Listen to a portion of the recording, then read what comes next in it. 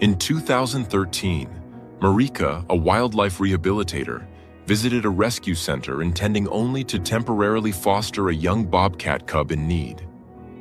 But everything changed the moment she met Bug. With a warm, unguarded gaze that seemed to defy her wild nature and an extraordinary gesture, Bug immediately captured Marika's heart. Within minutes, Marika knew this wasn't going to be temporary. Their connection wasn't just about rehabilitation. It was as if two lost souls had finally found each other. How did a creature meant for solitude become a source of healing for a grieving woman and then an entire community? It wasn't just behavior. It was a kind of love language. This is the story of Lily Bug, affectionately called Bug, a bobcat unlike any other, known not for fierce growls or wild instincts, but for showing affection in the most surprising way. She hugs everyone she meets. Before we start, hit the like button and make sure to subscribe if you haven't, and hit that notification bell so that you won't miss any new stories. The soft Oregon drizzle did little to dampen the determined spirit of Marika Thorne. At 57, with silver streaks woven through her auburn hair like threads of moonlight, she possessed an energy that belied the quiet sorrow etched around her kind blue eyes. It had been 5 long years since her husband David had lost his battle with cancer, leaving a void in their cozy farmhouse nestled at the edge of the Willamette National Forest. Her work as a wildlife rehabilitator, once a shared passion, now served as her solitary anchor, a way to channel her nurturing instincts and quiet the persistent ache of loneliness. One crisp October morning in 2013, the phone jangled, pulling Marika from her meticulous record-keeping. It was Sarah Jenkins from the Cascade Wildlife Rescue, a larger facility an hour's drive away. "Marika, dear, we've got a situation." Sarah's voice was tinged with its usual urgency. "A young bobcat cub, female, maybe 6 weeks old. Hikers found her near a logged area, no sign of mama. She's weak, dehydrated, but feisty enough. We're swamped here. Could you possibly foster her short-term? Just until we can find a more permanent placement, or if, miracle of miracles, she's suitable for release program later." Marika hesitated. Bobcats were a different league. Her expertise lay more with injured raptors, orphaned fawns, the occasional bewildered beaver. A wildcat, even a cub, required specialized care and, more importantly, emotional detachment to prepare it for the wild. "Short term," she echoed, the words feeling heavy. "Sarah, you know my stance on apex predators. The goal is always release. I don't want to imprint—" I know, Sarah cut in gently. "But she needs intensive, one-on-one care right now. You're the best we've got for that kind of initial critical nursing. Just a few weeks, Marika. Get her strong, please." The plea in Sarah's voice, combined with the image of a tiny orphaned predator, chipped away at Marika's resolve. "All right, Sarah, I'll come get her." The drive to Cascade Wildlife Rescue was filled with a mix of apprehension and a flicker of something akin to anticipation. Marika reminded herself of the protocols: limited handling, mimicking natural feeding, avoiding direct eye contact that could be interpreted as a challenge or, worse, a bond. At the center, the air was thick with the scent of disinfectant, animal feed, and underlying wild musk. Sarah, a whirlwind of khaki and boundless energy, led Marika to a quiet, temperature-controlled room. In a large, straw-filled carrier, a small, tufted-eared creature lay curled into a tight ball. Its spotted coat, designed for camouflage, seemed to shimmer under the fluorescent lights. "We've named her Lily for now," Sarah whispered, "though she's acting more like a little bug, all curled up." Marika knelt, her gaze softening despite her professional intentions. The cub was impossibly small, its paws delicate, its breathing shallow. As Sarah gently lifted the cub for a quick health check, Marika saw its eyes properly for the first time. They weren't the fierce yellow-gold slits of a wild hunter, but a surprisingly warm, almost amber hue, wide and unguarded. They locked onto Marika's, and for a breath-stopping moment, the world seemed to fall away.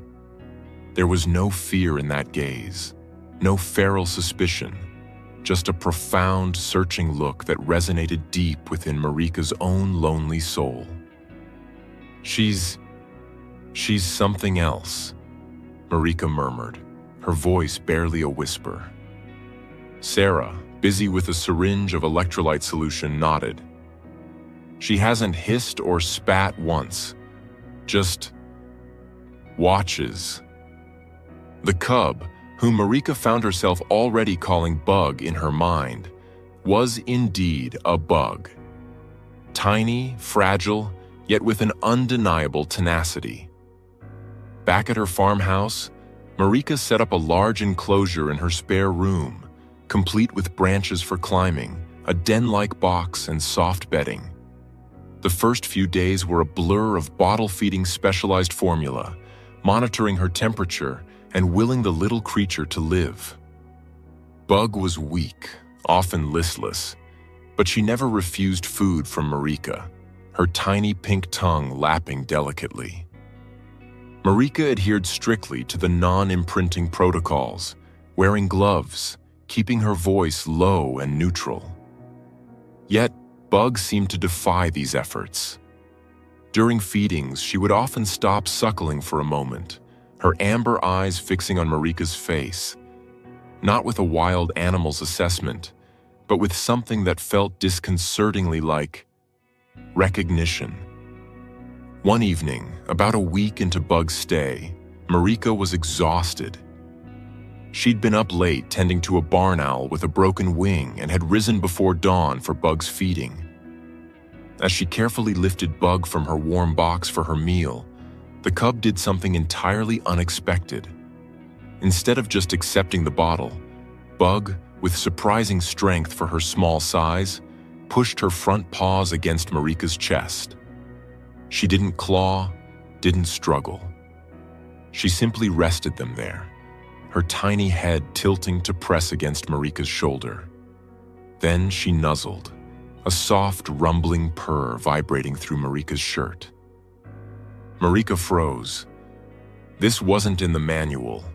This wasn't wild behavior.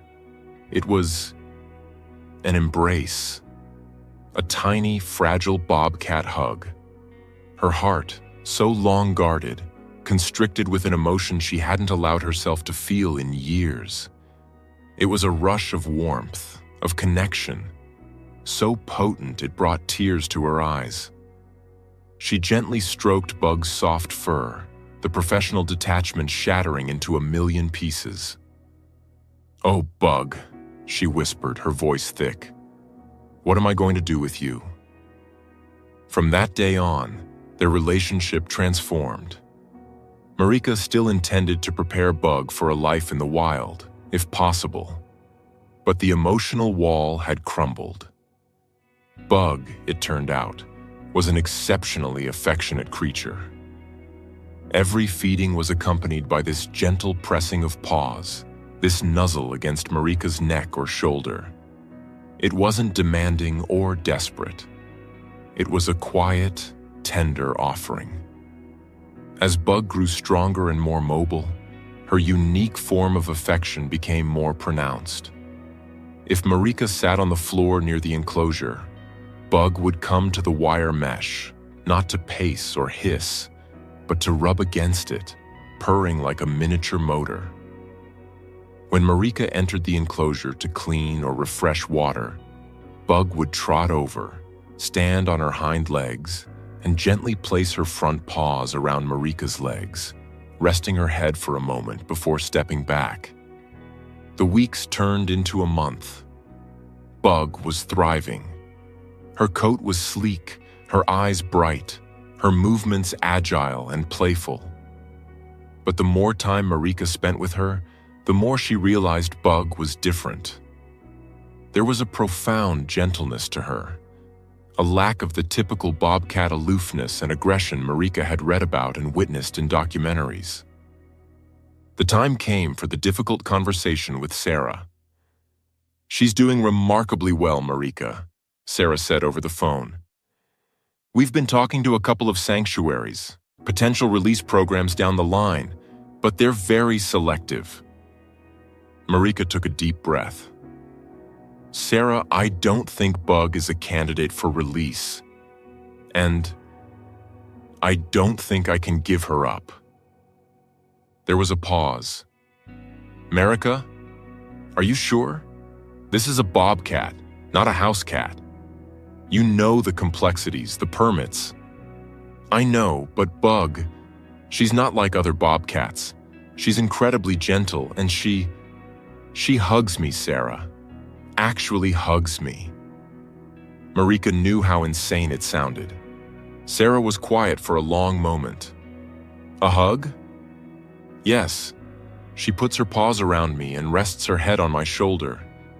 She does it every day. It's her way of connecting." Sarah, who had seen her fair share of unusual animal behaviors, was intrigued. "All right, Marika. If you're serious, we can start looking into the legalities. It'll be a mountain of paperwork. You'll need specific licenses, enclosure requirements that are far beyond what you have now for temporary care. Are you prepared for that commitment? For her entire life?" "Yes," Marika said, without a shred of doubt. Bug had become more than a foster. She was a lifeline. In caring for Bug, Marika had found a piece of her own broken heart beginning to mend. The next month was a bureaucratic whirlwind. Marika navigated a labyrinth of state and federal regulations, applied for exotic animal permits, and consulted with wildlife experts and specialized veterinarians. She hired contractors to build a large, secure outdoor enclosure attached to her house, complete with naturalistic features. Trees to climb, rocks to sunbathe on, a small pool, and multiple denning spots. It cost a significant portion of her savings, but she didn't hesitate. During this period of uncertainty and endless paperwork, Bug was her constant, calming presence. Whenever Marika felt overwhelmed, she would sit with Bug, who was now too large for the spare room enclosure and had a temporary, robust setup in the barn. Bug would approach, offer her signature gentle embrace around Marika's arm or leg, and her quiet purr would seem to absorb Marika's anxiety. Finally, the day came when the last permit was approved. Custody of Lily Bug Thorn, the bobcat, was officially granted to Marika. A wave of relief so profound washed over Marika that she sank to her knees and wept. Bug, sensing her distress, patted over and pushed her head under Marika's arm, then leaned her furry body into Marika's side, a silent, comforting hug. "We did it, Bug," Marika whispered, burying her face in the bobcat's soft, spotted fur. "You're home." Life with Bug settled into a new rhythm. Bug was not a pet in the traditional sense. She was a wild animal with specific needs and instincts. Marika respected that, providing Bug with an environment that was as close to natural as possible within the confines of safety and legality. Bug spent her days exploring her spacious enclosure, pouncing on wind-blown leaves, napping in sunbeams, and watching the world go by with those unnervingly wise amber eyes. But the hugging continued. And it wasn't just for Marika. Her closest friend, Eleanor, a retired schoolteacher who lived in the nearby town, was initially skeptical. "A bobcat, Marika? Are you sure you haven't bitten off more than you can chew, dear?" When Eleanor first visited after Bug was settled in her permanent enclosure, she stood at a nervous distance, Marika was inside, giving Bug a fresh bowl of water. Bug, after a curious glance at Eleanor through the strong mesh, finished her drink, and then, to Eleanor's astonishment, ambled towards Marika. She stood on her hind legs, wrapped her front paws gently around Marika's waist, and rested her head against Marika's hip for a few seconds. Marika simply smiled and stroked her head. Eleanor's jaw dropped. Did that bobcat just hug you? Marika chuckled. She does that. That's Bug. Over time, Bug grew accustomed to Eleanor's regular visits. One afternoon, Marika and Eleanor were sitting on a bench just outside the enclosure, sipping tea. Bug, who had been dozing on a high rock, woke up, stretched languidly, and sauntered over to the mesh closest to Eleanor. She rubbed her cheek against the wire, her purr a low rumble. Then she sat, looking at Eleanor with calm curiosity. Go on, Elle, Marika encouraged gently. She's just saying hello. Hesitantly, Eleanor reached out a hand towards the mesh. Bug didn't flinch. Instead, she leaned into the touch, allowing Eleanor to scratch behind her tufted ears. Then, with a slow, deliberate movement, Bug lifted a paw and gently pressed it against the mesh, right where Eleanor's hand had been. It wasn't a swat, not a grab. It was a soft, sustained touch. Eleanor pulled her hand back, her eyes wide and misty. Oh, Marika, she's extraordinary. Bug's fame, or rather, the curiosity surrounding her, began to spread locally. Marika was careful, never exploiting Bug or putting her in stressful situations.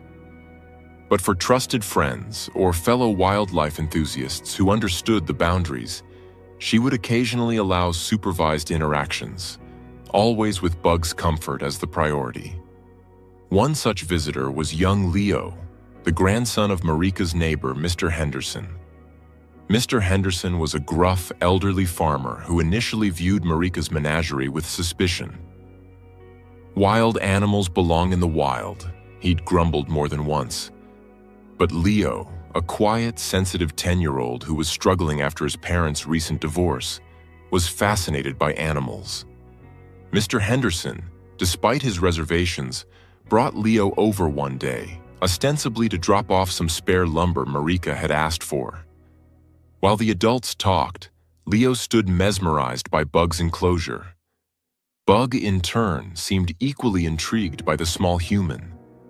She came to the fence line, sat down, and just watched him with her calm, amber eyes. Marika, seeing the boy's gentle demeanor, invited him closer. This is Bug, Leo. She's very special. Leo slowly approached, his gaze fixed on the beautiful cat. Bug mirrored his stillness. Then she did something Marika had rarely seen her do with a new person so quickly. She lay down near the mesh, rolled slightly onto her side, exposing a sliver of her spotted belly, and let out a soft chuff.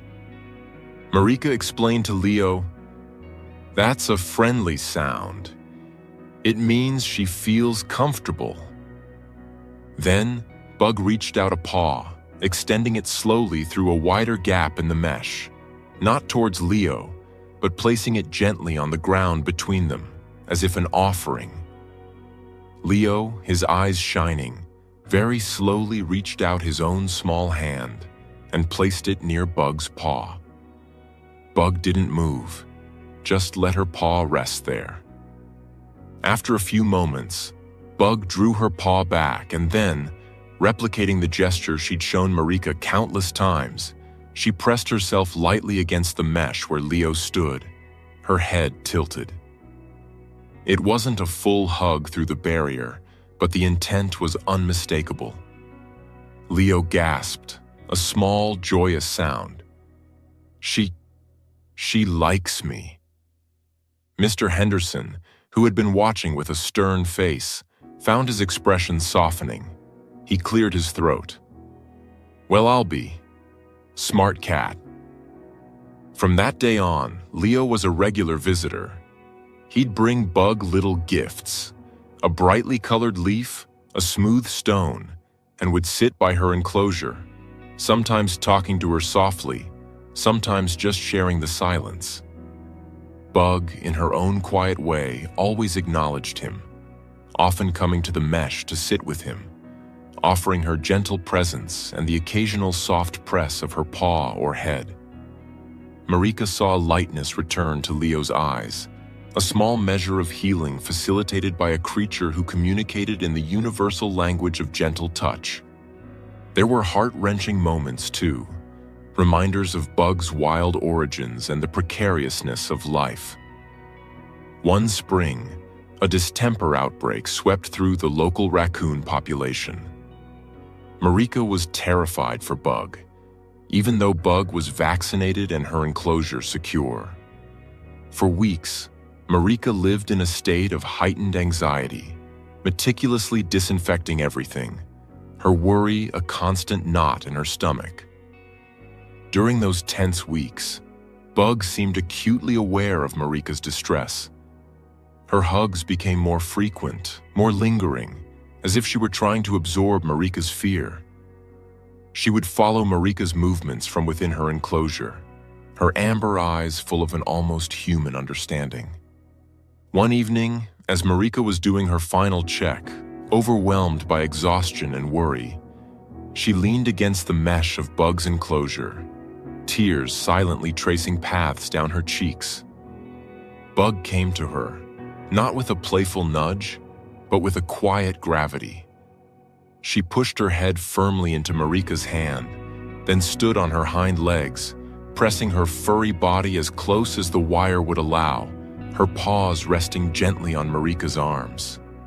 She stayed there for a long time, purring deeply, a steady, rhythmic comfort in the twilight. In that moment, Marika didn't feel like a caretaker and a wild animal. They were simply two souls offering solace to one another. The distemper threat eventually passed, leaving Bug untouched. But the memory of Bug's unwavering comfort during that period remained deeply etched in Marika's heart. Years passed. Bug grew into a magnificent adult bobcat, sleek and powerful, yet retaining that extraordinary gentleness. Her official name, Lily, was rarely used. She was, and always would be, Bug. She became a quiet legend in their small corner of Oregon. People Marika met would often ask, "Are you the lady with the hugging bobcat?"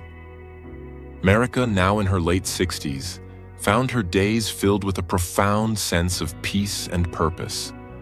The sharp edges of her grief for David had softened, replaced by a gentle warmth that Bug had somehow helped rekindle. Bug was more than a rescued animal.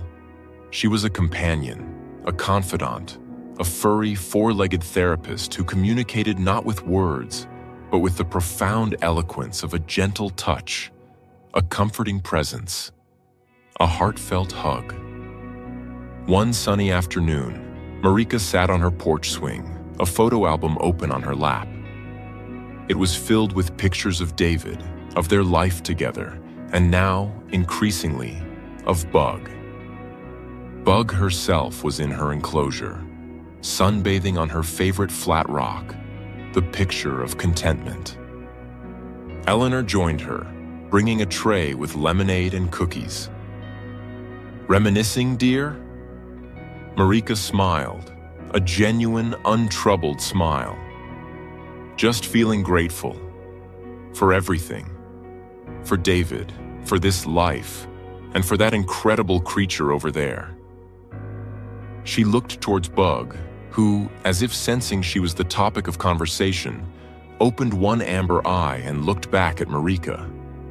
Bug then slowly rose, stretched, and ambled over to the side of the enclosure closest to the porch. She sat, watching Marika with that familiar, loving gaze. "You know," Marika said softly, her voice filled with emotion. When I first went to that rescue center, I was just going to foster a bobcat cub. I was determined to keep my distance, to not get attached. I thought my heart had closed up for good after David. She paused, then continued. But Bug, she had other plans. She didn't just capture my heart. She reminded me it could still open, still feel. She showed me that even in the wildest of creatures, there can be an immense capacity for gentleness, for connection. As if on cue, Bug stood on her hind legs, reached her paws through the mesh as far as she could, and gently patted the air in Marika's direction.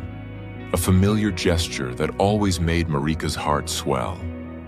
Marika knew that their time together, like all precious things, was finite. But for now, in the golden light of that Oregon afternoon, surrounded by the quiet sounds of nature and the unwavering affection of a bobcat who didn't growl but hugged, Marika Thorne felt an overwhelming sense of joy. Bug had not only found a home, she had created one. A sanctuary of love and understanding where even the most unlikely of bonds could blossom, proving that sometimes the most profound connections are found in the quietest embraces, a silent language of the heart understood by human and animal alike. And in that, Marika found her own wild, wounded soul truly, and finally, healed. At the Whispering Pines Wildlife Sanctuary, miracles don't just happen, they're made. When two tiny lion cubs, abandoned by their injured mother, faced certain death, their only hope came from an unlikely savior.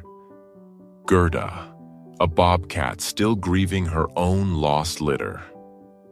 Against all odds, a bond formed, crossing species, defying nature, and changing everything the sanctuary thought they knew about family. But 2 years later, as the cubs grew into powerful lions, everyone held their breath. Could the bond forged in tenderness survive the instincts of the wild? This is a story of remarkable courage, unexpected kinship, and a reunion so astonishing it must be seen to be believed. Before we start, hit the like button and make sure to subscribe if you haven't, and hit that notification bell so that you won't miss any new stories. The first light of dawn crept across the dusty plains of the Whispering Pines Wildlife Sanctuary in northern Arizona. Dew clung to the sparse vegetation surrounding the expansive grounds, where the soft growls and calls of rescued animals welcomed the new day. For Dr. Eleanor Reynolds, the sanctuary's founder and lead veterinarian, mornings like these usually brought a sense of peace, a moment of calm before the demanding day began. But this particular morning in late March was different. Eleanor's weathered hands gripped her coffee mug tightly as she stared through the observation window at Kiera, a 6-year-old African lioness rescued 18 months earlier from poachers near the Arizona-Mexico border. The majestic feline had given birth to 2 cubs just 3 days ago, a miracle in itself considering the extensive injuries she'd sustained from a poacher's trap before Border Patrol agents discovered her. "Any change?" asked Tom Whitehorse, the sanctuary's senior animal keeper. His silver-streaked black hair was pulled back in a ponytail, and deep lines etched his face from decades working in wildlife rehabilitation. Eleanor shook her head, her 63-year-old frame sagging slightly with the weight of concern. "Nothing. She's completely ignoring them." Inside the enclosure, Kiera lounged in the far corner, her golden eyes half closed, seemingly oblivious to the 2 tiny forms huddled together in the straw bedding Eleanor and her team had prepared for the birthing. The cubs, 1 male, 1 female, were alarmingly still, their once pitiful mewling now faded to occasional whimpers. "It's been 3 days, Tom," Eleanor said, running a hand through her silver-streaked auburn hair. "I've seen reluctant mothers before, but this is—" She trailed off, watching as Kiera stretched indifferently. Tom nodded, his Native American heritage giving him a particular reverence for the relationship between mother and child, even in the animal kingdom. The trauma she endured might have damaged more than just her body. "I wanted to give her every chance," Eleanor said. "But we can't wait any longer. Those cubs won't survive another day without intervention." Tom placed a reassuring hand on her shoulder. "You made the right call giving her time. Now we make the right call saving those cubs." Within the hour, the sanctuary's rescue team carefully extracted the weakened lion cubs, while Kiera watched from her corner, showing neither aggression nor interest, a disturbing apathy that broke Eleanor's heart more than any display of aggression would have. The sanctuary's medical building became a flurry of activity as Eleanor and her team worked to stabilize the dehydrated cubs. Sarah Chun, the sanctuary's newest veterinarian at 32, carefully inserted tiny 4 lines while Eleanor prepared a specialized formula. "Their body temperatures are dangerously low," Sarah reported, her delicate hands working with practiced precision despite the pressure. "The little male is in worse shape." Eleanor nodded, feeling the weight of her 40 years of wildlife veterinary experience pressing down on her. "Let's get them warmed up slowly. Heat pads at 101 degrees. As the day progressed, the team took shifts bottle feeding the cubs every 2 hours. By nightfall, both showed marginal improvement, though Eleanor knew they weren't out of danger yet. "What are we calling them?" asked Mia Johnson, a 28-year-old intern with bright eyes and boundless enthusiasm despite the sobering situation. Eleanor hadn't considered names yet, a defense mechanism from years of losing animals despite her best efforts. "Let's focus on keeping them alive first," she said gently. "They need more than just food and warmth," Tom said as he entered the room for the night shift, his voice low and gravelly. "Cubs need socialization, grooming, stimulation." "I know," Eleanor sighed. "Bottle raising is a last resort. Without proper maternal care." The unspoken reality hung in the air. Hand-raised big cats often developed behavioral issues, making rehabilitation to the wild impossible and even sanctuary life challenging. "What about a surrogate?" Sarah suggested, adjusting the tiny female cub's position to help her digest the formula. Eleanor raised an eyebrow. "We don't have any other lactating lions." "Not necessarily a lion," Sarah continued, her eyes brightening. "I read about cross-species fostering at the Johannesburg Wildlife Center. Sometimes the maternal instinct transcends species." Tom's interest was piqued. "We have Gerda." A long silence followed as Eleanor considered the suggestion. Gerda was an 8-year-old bobcat who had arrived at the sanctuary just 2 months earlier after being struck by a vehicle on Highway 89. Her injuries had healed well, but the trauma had left her unusually docile for a bobcat. More significantly, the veterinary examination upon her arrival had revealed evidence of a recent pregnancy, though no kids were found near the accident site. "A bobcat raising lion cubs?" Eleanor finally said, skepticism evident in her tone. "The size difference alone. Indigenous cultures have stories of wolves raising human children, bears adopting fawns," Tom said, his voice taking on the rhythmic quality it often did when he shared the wisdom of his Navajo ancestors. "Nature finds a way when compassion opens the door." Eleanor looked at the tiny cubs, their golden fur still patchy and their eyes firmly closed. They were fighting for every breath. "What choice did they have?" "It's worth a try," she conceded. "But we'll need to proceed with extreme caution." The next morning brought a flurry of preparations. Gerda's enclosure, a spacious area designed to accommodate her recovery, was modified to create a safe space for potential fostering. The team constructed a small den area with narrow access that would allow the bobcat to enter, but would be secure enough to protect the cubs if Gerda rejected them. "We'll need to monitor them constantly," Eleanor instructed as she checked the cubs' vital signs. Their condition had stabilized overnight, but they remained dangerously weak. At the first sign of aggression, we pull them out. Tom nodded, setting up surveillance cameras that would allow them to observe the interaction without human presence disturbing the delicate process.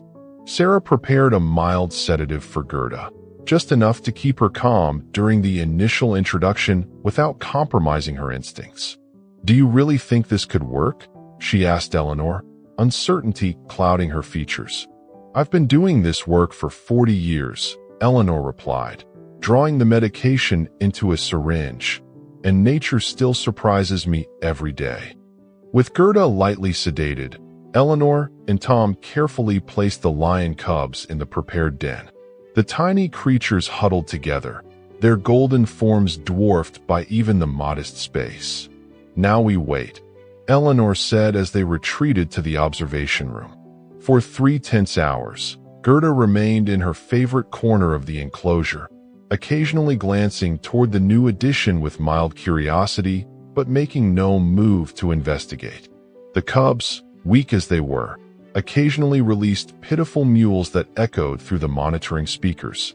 "Maybe we should try something else," Sarah suggested as afternoon crept toward evening. "Give her time," Tom advised. "The sedative is still wearing off. She needs to make this choice on her own." As if hearing his words, Gerda finally stood, stretched, and began a cautious approach toward the den. The team held their collective breath as the Bobcat's compact form moved with deliberate slowness. Gerda paused at the entrance, her nose twitching as she detected the unfamiliar scent. She let out a low growl that made Eleanor's hand hover over the emergency response button. "Wait," Tom whispered. The Bobcat lowered her head, peering into the den. The female cub emitted a weak cry, a sound that seemed to trigger something primal in Gerda. Her posture shifted subtly, ears perking forward instead of flattening in aggression. With careful movements, Gerda entered the den. "Oh my God," Sarah breathed, her eyes wide as they all watched the monitors intently. Inside the den, Gerda circled the cubs once, twice, before lowering herself beside them. For a moment, she simply lay there, her spotted coat a stark contrast to the tawny fur of the lion cubs.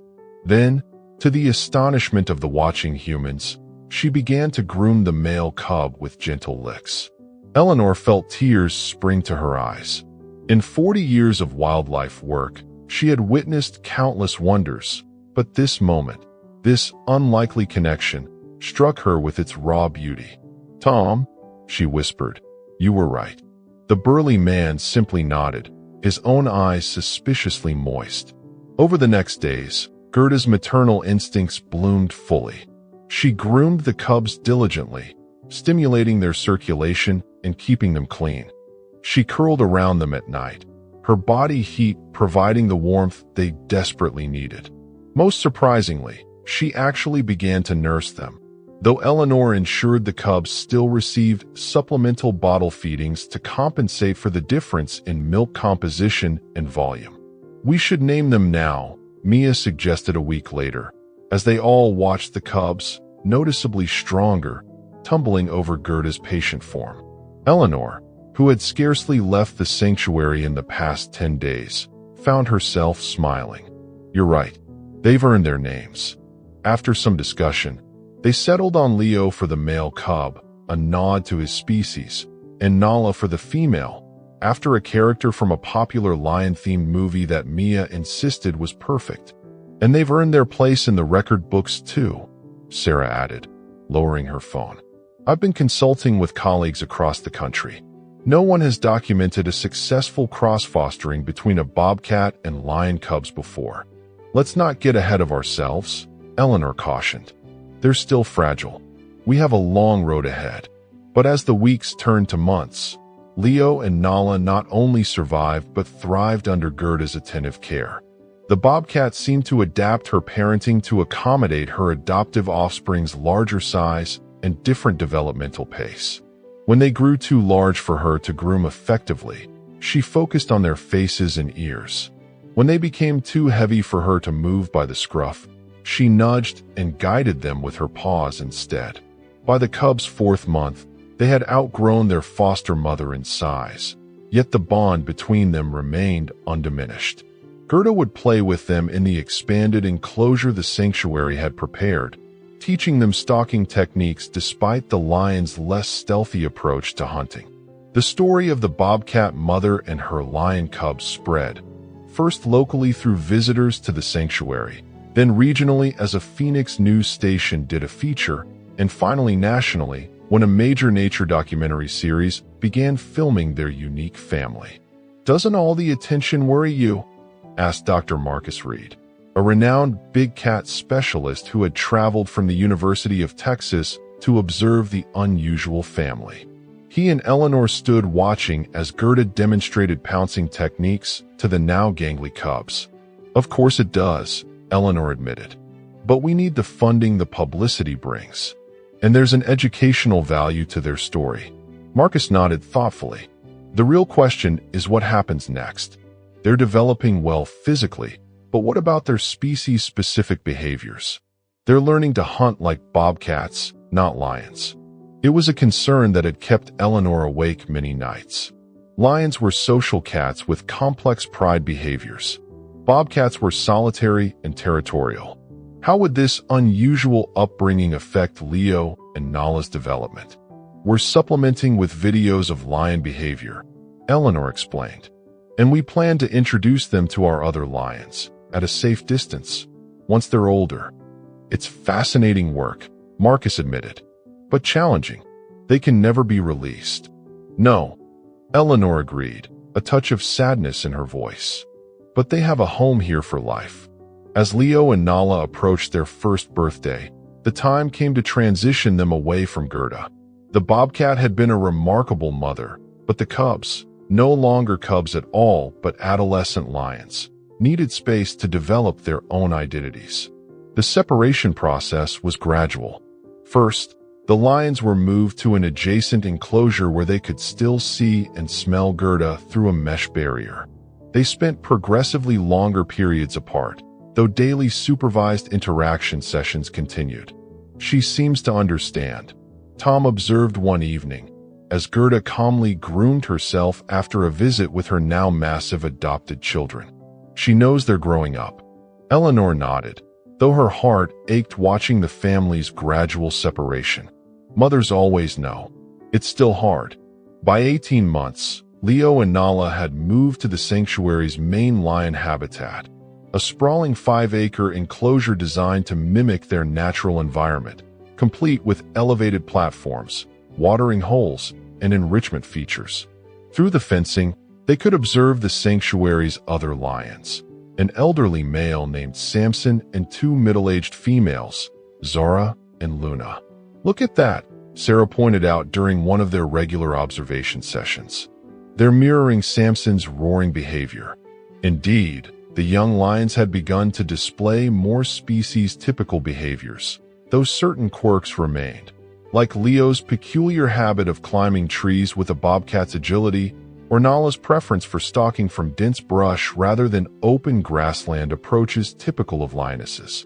"They're creating their own culture," Eleanor mused. "Part lion, part bobcat, entirely themselves."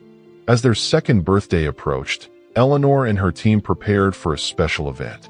After extensive consultation with animal behaviorists and careful consideration of all risks, they had decided to allow a supervised reunion between Gerda and her grown foster children.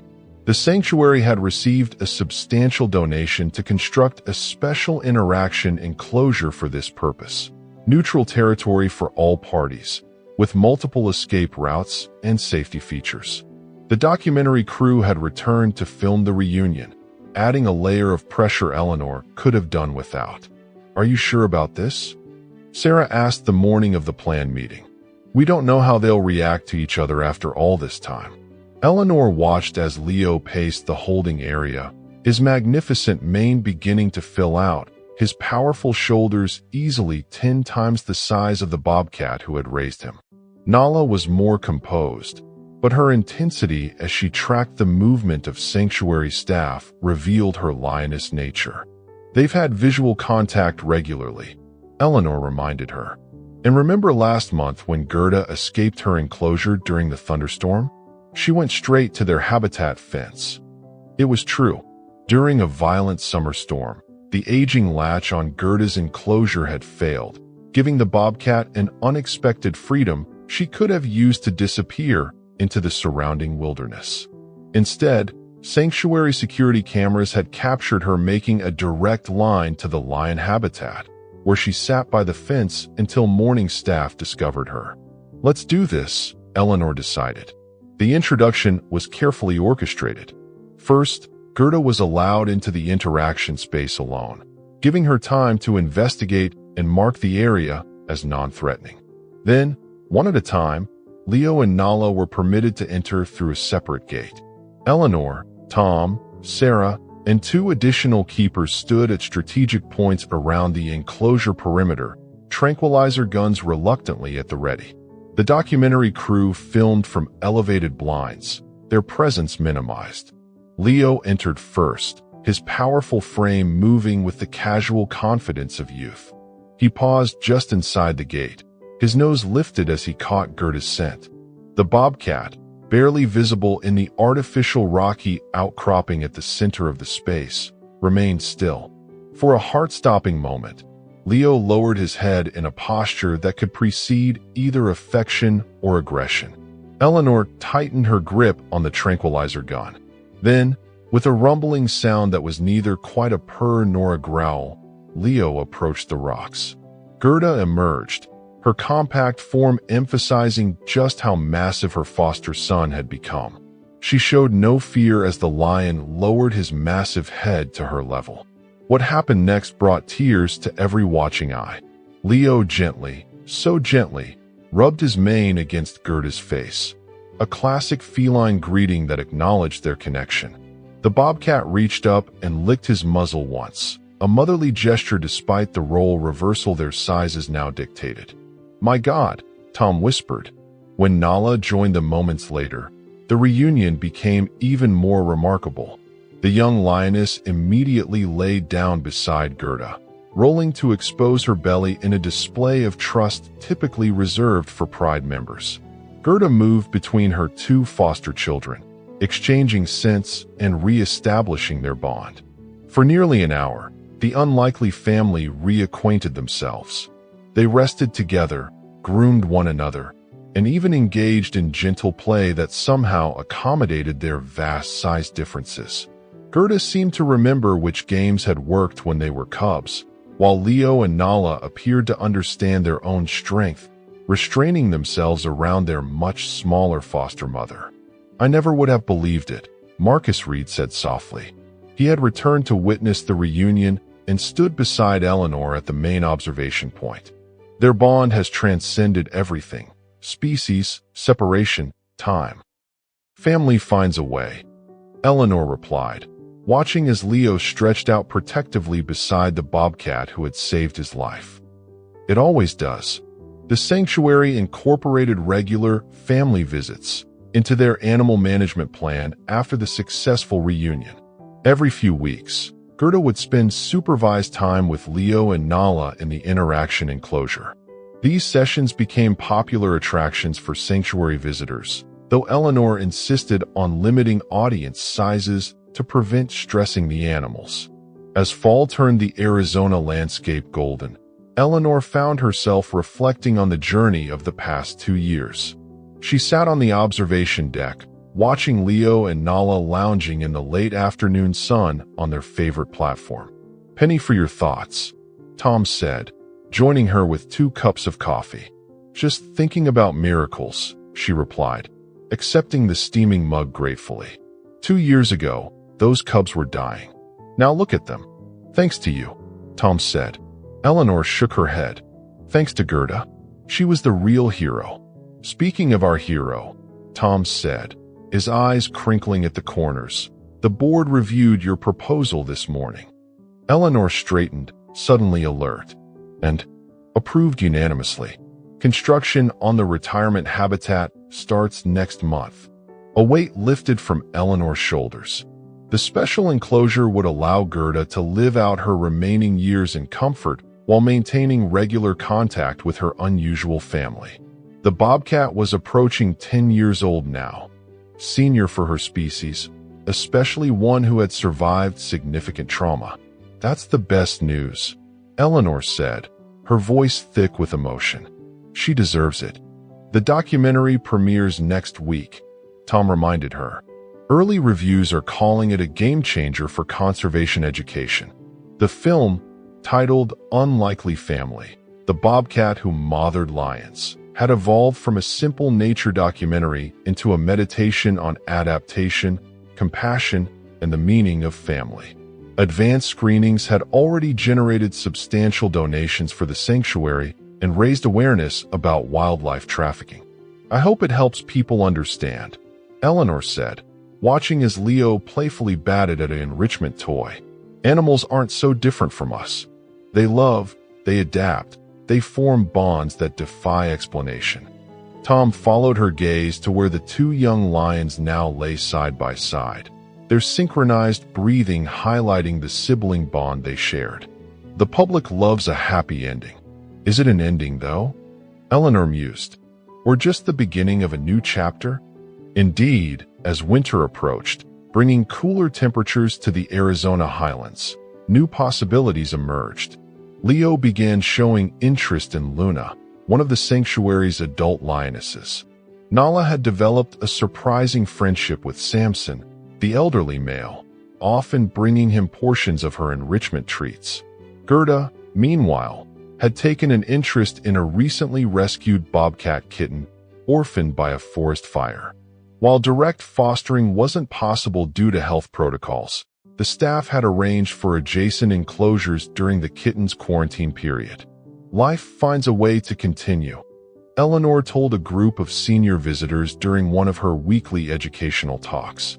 The tour group, residents from a nearby retirement community, watched in awe as Leo demonstrated his impressive roar, now fully developed into the thunderous sound that defined his species. "Even in our golden years," she continued with a knowing smile to her contemporaries, "we can forge new connections, find new purpose." Gerda taught us that age and difference don't have to be barriers to forming family. Martha Williams, an 82-year-old visitor who had become a regular at these sessions, nodded approvingly. "Just like my granddaughter and her adopted children, different as can be, but family all the same." "Exactly," Eleanor agreed. "The most beautiful families are often the ones we choose." That evening, as the sanctuary quieted and the stars emerged in the clear desert sky, Eleanor made her final rounds. She paused at each enclosure, first checking on the bobcat kitten, then visiting Gerda in her temporary habitat while her retirement space was being constructed. "You changed everything, you know," she told the bobcat, who blinked slowly at her from a comfortable perch. "Not just for those cubs, but for all of us." Her final stop was the lion habitat, where Leo and Nala had settled for the night on their favorite elevated platform.